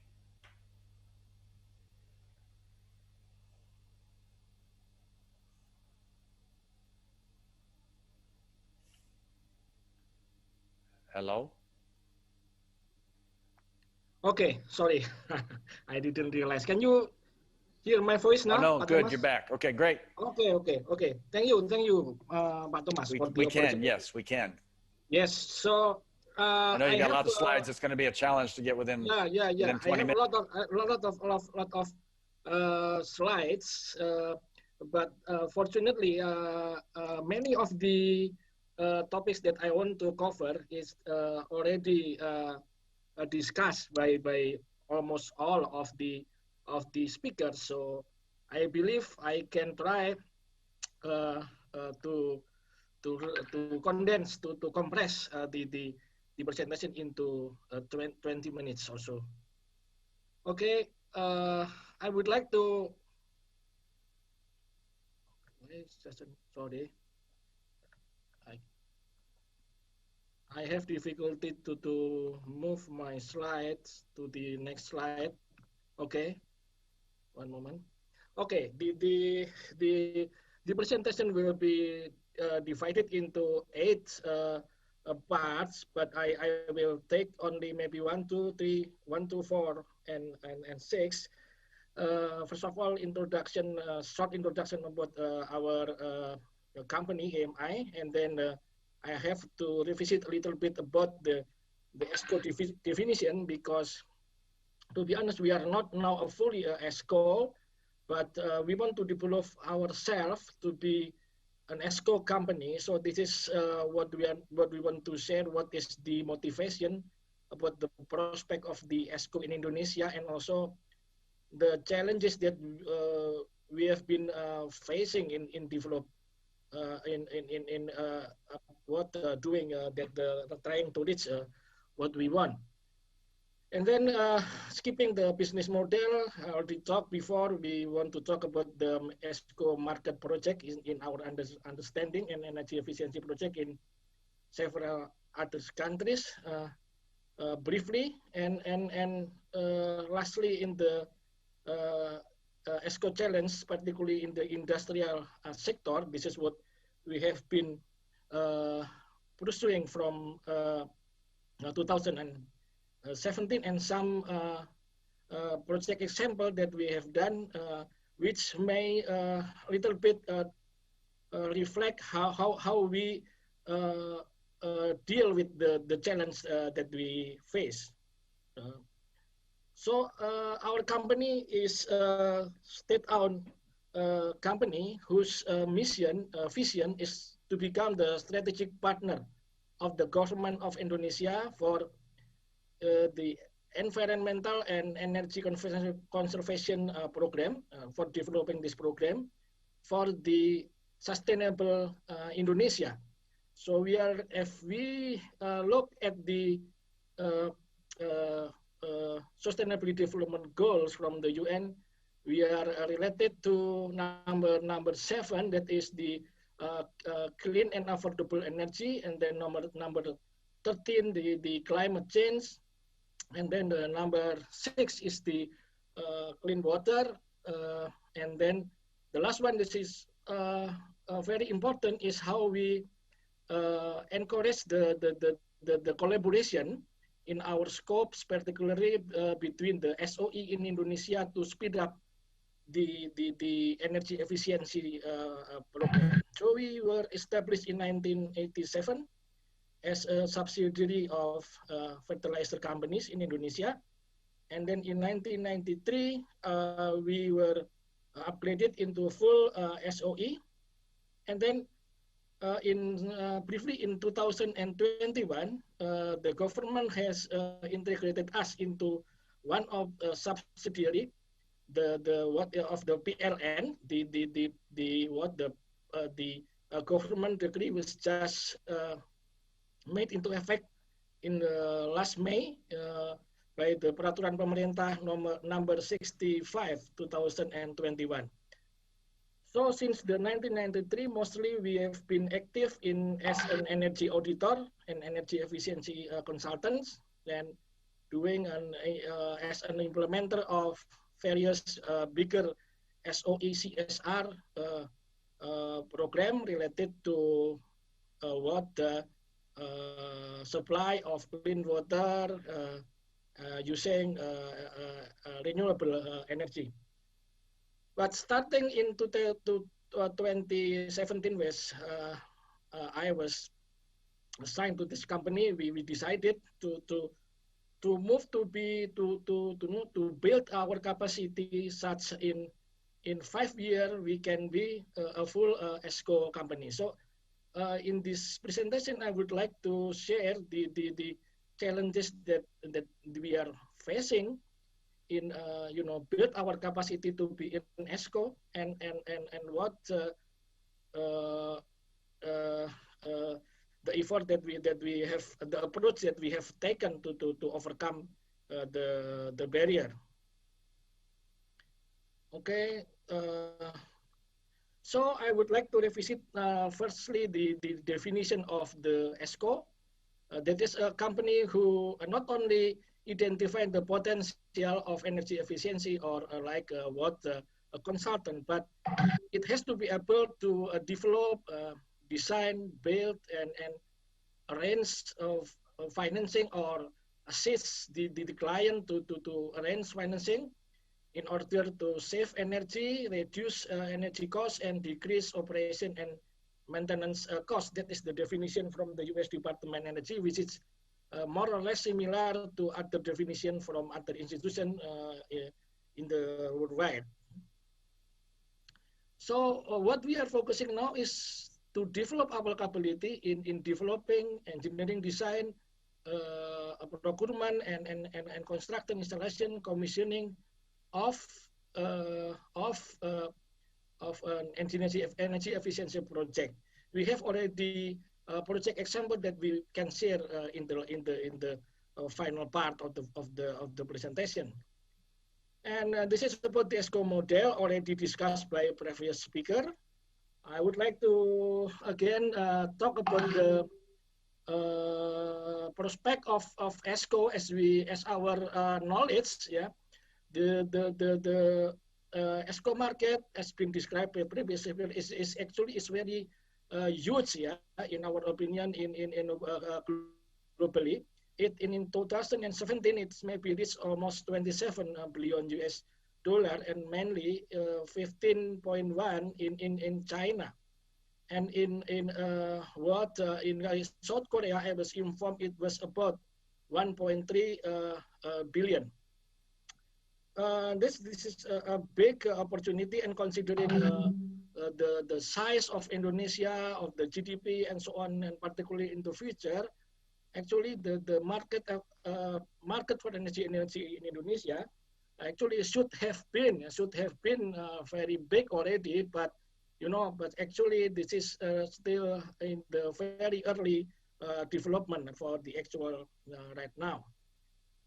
And this is what in the USA and the Chinese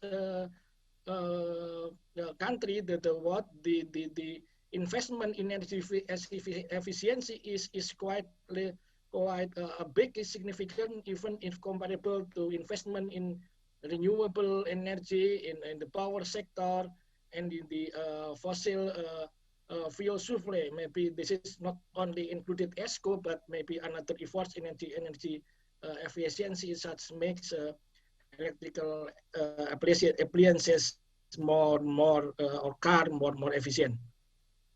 And if we take a look on the size of the Esco project, is compared to like the industrial EPC project is relatively very low. So the individual projects in the industry range from maybe $1 million to $10 million, while in the building sector is around I don't know, this is just maybe up to $2 million. So considering the total quantity of the market, there's going to be very a lot of projects needed to be executed. That's why in China there are more than 2,000 ESCOs, most understanding, and maybe only 5% large-scale ESCO who are responsible for the almost 70% of the total investment. And in 2016, South Korea has like 300 ESCO, a huge number compared to only 4 ESCO in 1992. So the our neighboring country like Malaysia, the electricity state company already have a subsidiary in the energy services sector, which is the TNP Energy Services Sendirian Berhad. And also there are many examples of state-owned SOE, big ones like in China, which also deal with environment, because environment is very related to energy efficiency. And then in UAE, and then this one is in India, and then Korea, of course, and Australia. Now I want to talk a little bit again of the barrier of the ESCO in the industrial project is of course is the same, similar with what the other speaker have discussed. Yeah, but we want to put an attention, pay more attention on the technical, where in this is according to in the International Energy Agency, there are currently insufficient number of companies that holds the specific skills required to develop an ESCO project. So the companies that government hope to become an ESCO like us, the one of the SOA, MER, actually just an energy audit consultants, right now, or maybe particularly for 3 years. Particularly, this is what we know from the SOE. And we don't have the ability as a comprehensive contractor to carry out ESCO project contract. Furthermore, for the financial institution, there are still perceived, like the Donald mentioned, the risk of the efficiency project is very big, and the social in the user of energy, the subject of the ESCO, they are still focusing and developing and their core business. So they view energy efficiency is strictly an environmental issue which is not suitable for investment. But even if environmental issue, the decarbonization and so on, this will be very important in the future. If you do not want to take this seriously, maybe you will have problem, in getting maybe license to operate, and getting difficulties in selling your product abroad, and so on. So the one of the point that we want to share here is our our approach, how to handle it with this one, yeah. The fact that Esco has not progressed significantly, particularly in the industry. So we believe that maybe one of the cause is that should there be enough pilot projects that set an example for energy efficiency, and then it can be run very well. Then this projects can be extrapolated to nationwide, to private sector. Then the job of the SOE to pioneer, to open the way, to show the examples that these important projects can be actually executed very well. Yeah, so why not making a synergy program between the SOE in Indonesia? Because in the SOE we have a lot of energy users like Pertamina, PLN, Indonesia, the fertilizer holding company, the petrochemicals company, and so on. And there are also the financial sector SOE, like all of the state-owned banks, and also a financial company. And lastly, there are also EPC contractor and energy auditor like us who wants to be an Esco. So as I discussed before, because of the size of the Esco projects is relatively small, EPC contractors, conventional one that we already have several like Rekayasa Industri or Tripatra, IKPT, Wika, and so on, they will be maybe uninterested in this project because the size is too small for them to be competitive. A much smaller company will be more agile and more competitive in providing such a service. So that's why here we start to become the playmaker, how to start initializing the efficiency project. So we just directly give you an example where we do a project. The projects that is important to build our competence is that this is not purely Esco, but it's something the embryo, the capacity building for us to have portfolio in the future, such our client can give us more trust to do some Esco in the industrial. So in this project, we switch to not only, first of all, we're doing an audit study, not for a brownfield project, so not for an existing project, and then we improve the energy efficiency. But rather, this one is a greenfield project. It's start from zero. From zero, we already discussed or reviewed the design of the licensor and find opportunities how to improve energy. And then with the help of Pertamina. So Pertamina give us the chance to do this, and then also the contractor, which is PT Rekayasa Industri. We are a new player, but most of the engineers in EMI now before are principal engineers in Rekin.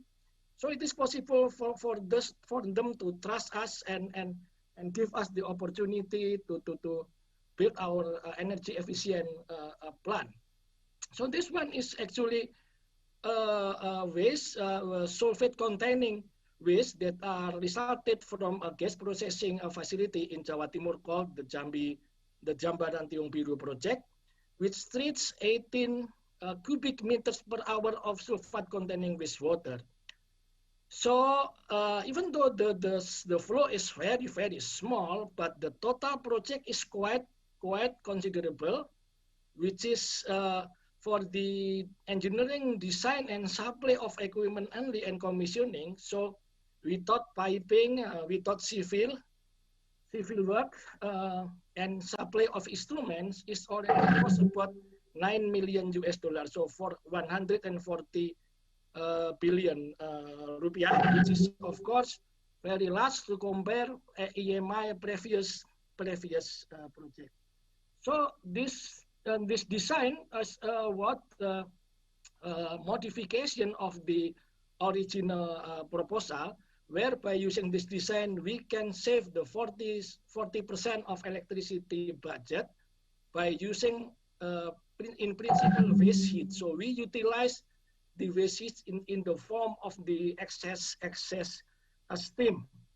So our scope is basic engineering design, detail engineering, and now the progress of the project is already 90%, proving that the synergy between the SOE, because we have the same owner, we can talk more open, and therefore this can be and realized, yeah.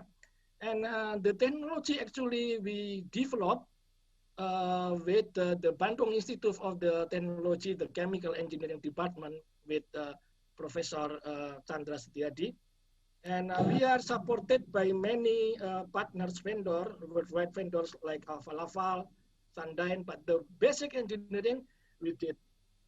So this is the view, the upper view of the plan. This is only our plan. This one is about 100 meters length and then maybe 50 meters width, wide. And this is, yes? I'm just going to say, yeah, we're going to have to ask you to shut it down. We're about out of time. We have to allow time for our main speaker, Director of Energy Conservation, Dewi, to speak. Yeah, I'm so sorry, but yeah, please. Thank you very much. Okay. Well, that's okay. You can finish if you have a closing slide or something. Go ahead. Yeah. Okay. So by this project, we have to try to build our capability, not only the audit, but also the engineering, the construction, the fabrication. So hopefully this will build capability which can be extrapolated into a full ESCO in the future. This is what we have done. Thank you very much, Pak. Thank you very much. And I'm sorry we don't have time for questions. Everybody's providing such great content, and I really appreciate all the detail you provided on the projects you've done, and look forward to you advancing the energy efficiency in the ESCO industry as an SOE. So our next speaker by no means is the least important. We'll save the best for last, or one of the best for last, and who's a major supporter, especially of the PP70 revision, a new Director of Energy Conservation, relatively new, in 2021, Ibu Puspa Dewi, who prior to becoming the Director of Energy Conservation was Director of Planning and Infrastructure Development for the new Renewable Energy Conservation, EBTKA. So Ibu Dewi, please, I don't want to cut, I want you to maximize whatever time's available for you to please take the floor. What time? Yeah, so please feel free to, yeah. What time? How many time? You have plenty of time. You have 25 minutes, I think. It's okay. Oh, yes. Okay, it's okay. Thank you. Thank you. It is a pleasure for me to speak at this fabulous agenda. I want to extend my sincere gratitude and appreciation to the organizing committee for preparing today's event. As an excellent overview, in a very short time, I would like to center my presentation on regulatory challenges on the development of energy services company or ESCO. Okay, next slide. Next slide, slide 2. Climate has changed to so many things. We are now enduring heat waves across the entire northern hemisphere. Flood is almost everywhere, including Indonesia. Global warming is challenging our biodiversity. We risk crossing tipping point that shifts the planet from being our best resilient friends, dampening our impact to start working against us, it amplifying the heat. Let's talk about for a moment and look at where we are. We are drifting toward household Earth. For each 1 degree rise, 1 billion people will be forced to live in conditions that we today largely consider uninhabitable. We need to get serious about the impact. We need to find a safe corridor for humanity to allow us all to become stewards of the entire planet, to provide a good future for our people. We need a new economic logic based on well-being. We need to reach climate ambition. One of them is invest in a green job. Esco can make a major contribution for climate ambition, mobilizing capital, offering modern and efficient technology with turnkey appointment, and so on. However, we face a number of issues in getting themselves to the point where ESCOs can make major contribution to the growth of energy efficiency implementation and contribution to the climate change mitigation. In the next slide, it's about government role on energy efficiency.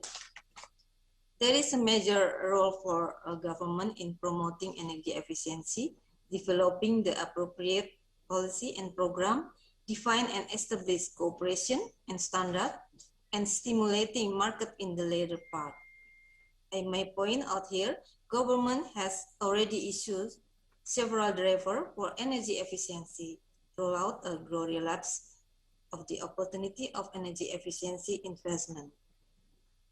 Prudential regulation governing Indonesia target on energy efficiency could be more accommodative to enhance energy efficiency in every sector. Under the law on energy, we aim energy efficiency through stipulating several policy and developing programs. The energy conservation regulation, energy management, green building, as government guarantee on regulatory risk, also technical guidance and socialization targeted to increase level of awareness on energy use and public. For energy management programs, we encourage the implementation of ISO 50001. Currently, there are 47 companies in energy and mineral resources sector. 2 building and 64 industrial sector are certified and reap the benefit of its implementation.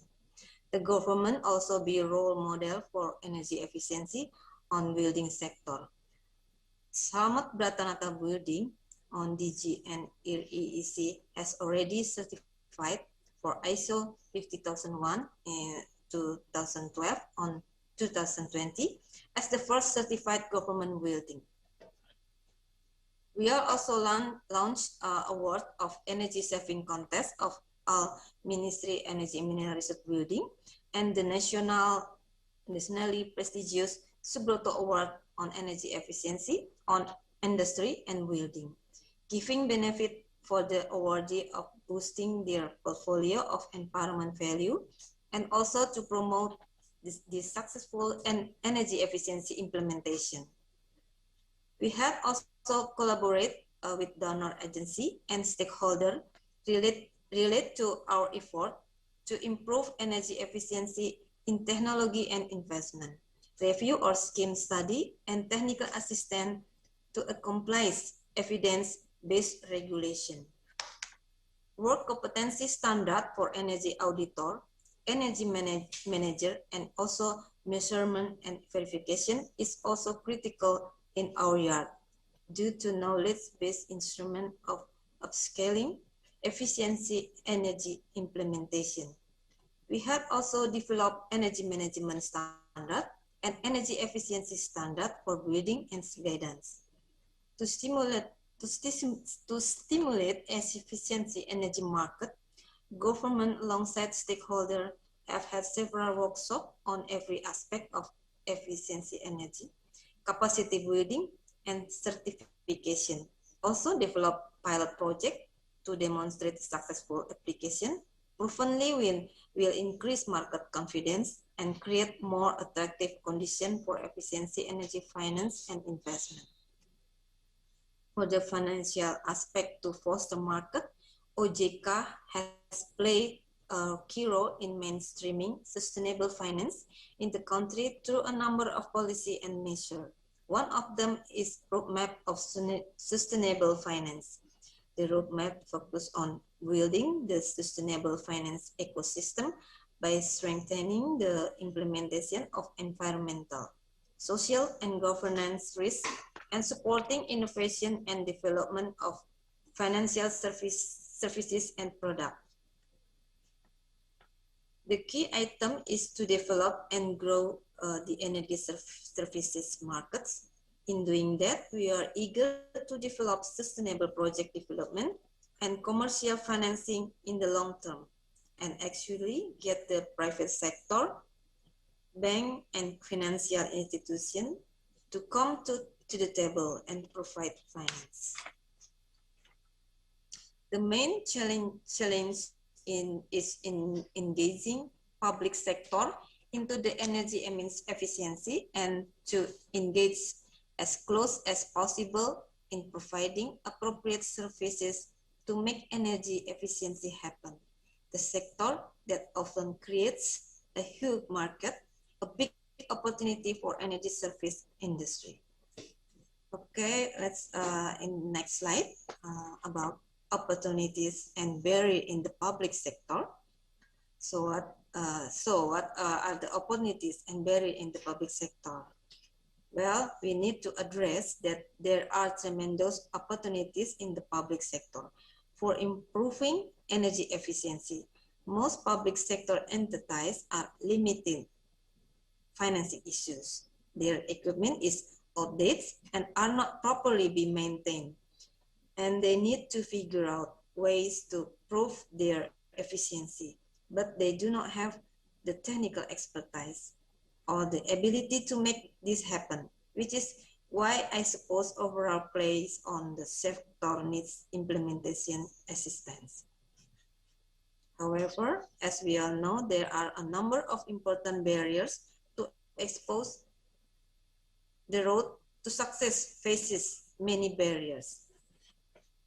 Public procurement regulations are limiting the ability of ESCOs to provide proper services because public procurement requires the lowest bidder, which is not necessarily a good way to go forward for efficiency. Many public agencies cannot sign multi-year contract, so they cannot pay from saving, which is a major element of the ESCO services model. There are limits and retaining savings, so if a public agency saves energy and reduces cost, their budget is reduced. Next, they cannot use the saving to pay for the service provided by ESCOs. There is a very limited internal capacity to implement or manage ESCO contract, and financing is very difficult to obtain. Furthermore, in many government agencies, there are separate budgeting organization for capital budgets and for operating. And also, investing money requires capital expenditure saving go to the operating budget. And they don't quite often together to make things happen properly. Public-private partnership, or PPP, should be the one of the solutions. However, PPP projects commonly mobilize huge capital, and ESCO have limited capital to obtain a huge project. The other case is the definition of saving as revenue is different from availability payment. and often saving is considered as bonus. Other problem is the number of energy efficiency PPPs across the country has still remained limited. In turn, the lack of energy efficiency PPP contributes to banks and other market actors being unfamiliar with these types of projects and the risks, thus limiting overall appetite to provide finance to Esco for these types of projects. We have essentially come up with a set of action that will foster and promote the development. And we are essentially looking at 4 major tiers of set of action. First, to create a large and stable demand for energy service project is the public sector, because ESCOs require a certain amount of investment to get started. Secondly, remove the barriers to public procurement of energy efficiency services. Some of the barriers I pointed out in this slide, which make it very difficult for ESCO to enter into contract with public agency. Third, facilitate the adequate and affordable financing of ESCO project. Generally, ESCO is particularly the ones that are new in the market. That is not very mature. I find it very difficult to get bank and commercial financial institution to provide finance requires compliance. And fourth, mobilizing energy efficiency in public sector, particularly street lighting retrofit using PPP scheme. The ESCO can adjust or merge into consortium of implementing business entity or IBA in solicited PPP scheme. Or in other case, ESCO can come up as lighting vendor or lighting vendor seek an opportunity to establish ESCO model. Both may be also initiate on solicited PPP scheme. So very quickly, let's take each of these 4 tiers and see what can be done.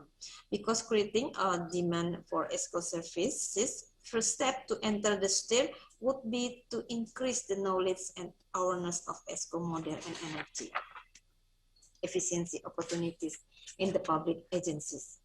Increase their capacity by helping them for technical assistance to identify the opportunities for ESCO to participate in some cases, or public agency to establish energy efficiency targets and action plan. Okay, the last slide, about market driver for ESCO. In my opinion, there are 3 market drivers for ESCO development in Indonesia. First, the government mandatory for energy conservation on public and private sector. The mandates, however, usually have no funding attached at the same time. Many of our public facilities have been starved for maintenance and capital improvement. In principle, government regulation on energy audit and energy management system should have to grow demands or for energy services in coming years. To a certain extent, the energy services market may also naturally be driven by the growing number of companies looking to achieve energy saving. For example, those with ISO 2001 energy management requirement. This correlate with ESCO, which offer a lifetime to facility. Secondly, we are willing to see that ESCO move on and grow their market share. We can say that ESCO is learned through these phases. Was that they had to include strategies on client, market, product, and company strategy, as well as introduce business model to lender and consumer. We do believe that this will make sure that ESCO has solid performers and the consumer that really be interested in the project. And finally, having a strict project measure saving verification process is a major support to the growth in our ESCO market Indonesia. Third, developing people. The transparency of efficiency energy guideline will direct and socialize awareness of society about efficiency energy, and ESCO will give the advantage of that. In terms of that, the human resources should know about the pointers and their detailing for each issue to mitigate the risk and benefit of the program. Capacity building to raise ESCO's capability is the important thing. Have great internal capabilities, as staff is the only company asset since ESCO or service companies. This employee are the real key to success. ESCO should have the ability to understand and integrate the best feature of their technologies to be delivered, what the best value in the option of technology and the energy efficiency. In ESCO business, technology is an enabler, but not the driver. I hope we all can come back here next year by delivering presentation of success story on ESCO model business in Indonesia.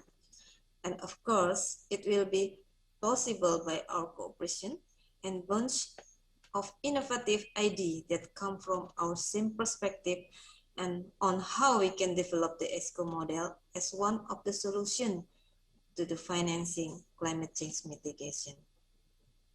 Thank you for your attention. Thank you. Thank you, Bu Dewi. Really appreciate the thoughts and your ideas on the strategies. It's very, it's going to be quite difficult to achieve those. I had a quick question for you. I noticed that how important do you think the government market is? I think you said it is, and do you still think it's pretty important, right, for the government sector to be available to the ESCOs, right? I just wanted to hear what your thoughts were on that.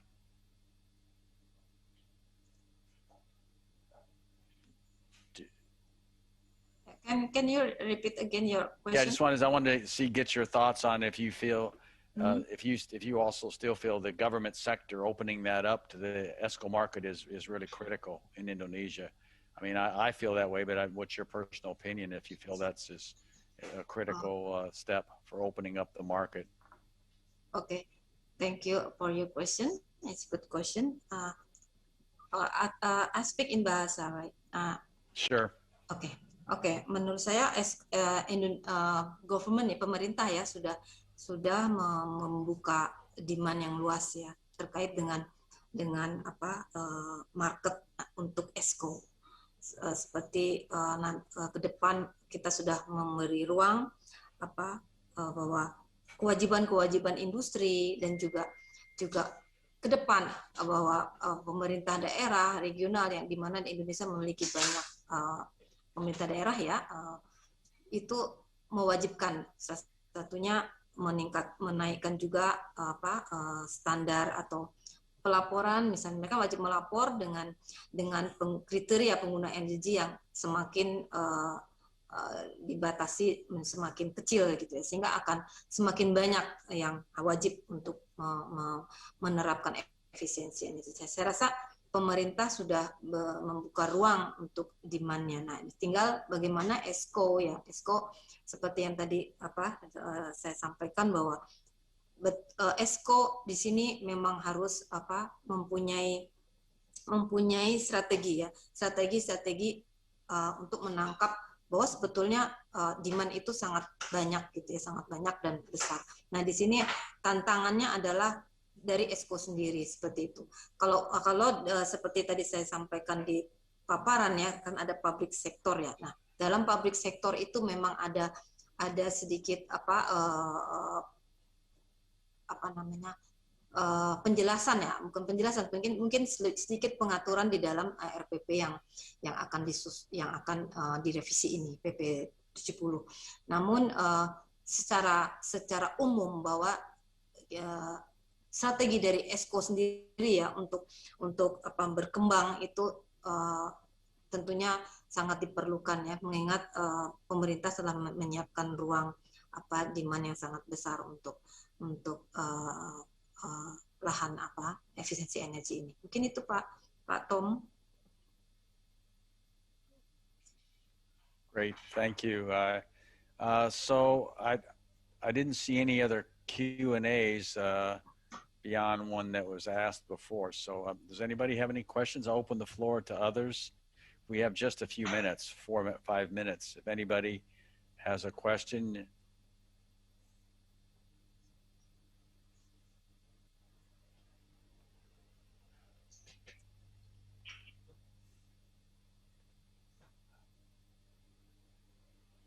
Okay, if not, I may just give a few closing comments. It's just we've seen from the U.S., from Donald, the impact of the governmental sector and its huge size.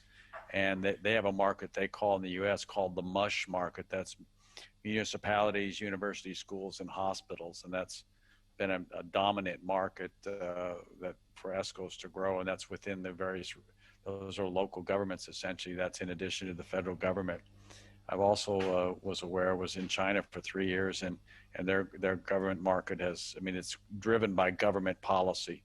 When you look at the government or the ESCO market, while a lot of it's private sector because they have so much industry, that's where a lot of the ESCO business has been achieved, but it's been as a result of the mandates from the Chinese government, which is very enforceable. It's not like in our markets that we're accustomed to, where there's it's more of a stick where they can actually remove your operating license if you do not adhere to the energy conservation. So mandating for all the businesses reductions in energy consumption has been a major driver in the ESCO market because of the lack of capital and the capital that they provide, which in many cases. So it's very much linked to the government effort in China. And of course, in Philippines, as Alex said, I mean, I'm truly impressed with their national regulation mandating the government sectors to implement energy efficiency, and also the private sector. And then they're really supporting the ESCO market and in the regulation that they have. And then, of course, with lastly but not by least is the EMI.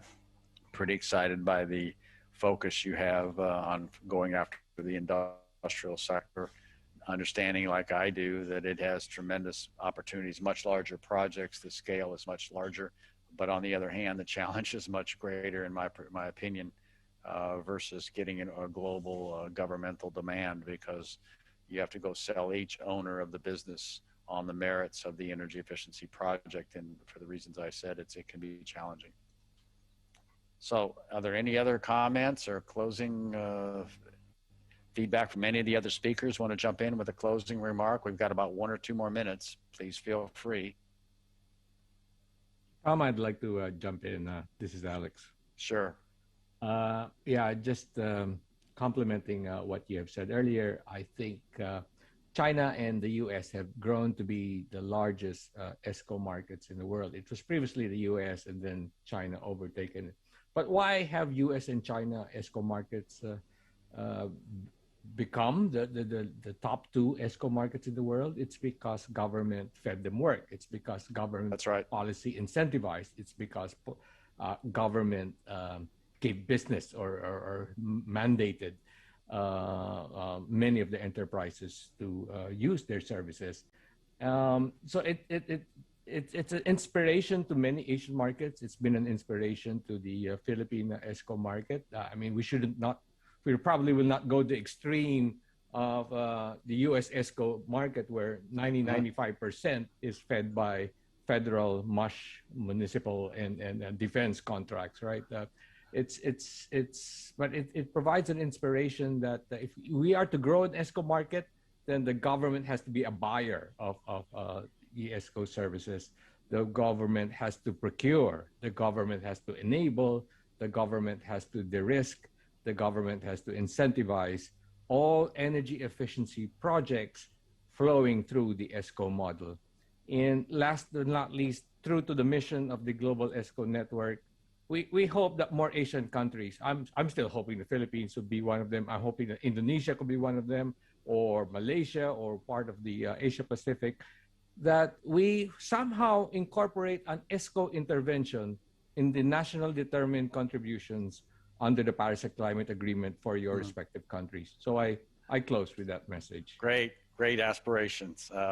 And I would just say one of the things that I viewed in the US and in China, while the government, them offering their facilities, what it does is it creates a market. And from that market, it enables sufficient scale for infrastructure, the Esco infrastructure to develop, including the financing, the technical skills and everything. And that's why I'm such a proponent of it here in Indonesia and in the other markets in Southeast Asia. So with that in mind, no other remarks. I'm going to take the liberty of closing this Esco Summit.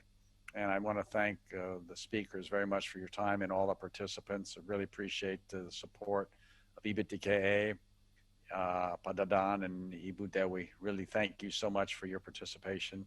And we look forward to next year, like you said, hopefully we have some good things to report, some pilot projects and some successes in Indonesia. Terima kasih. Thank you very much.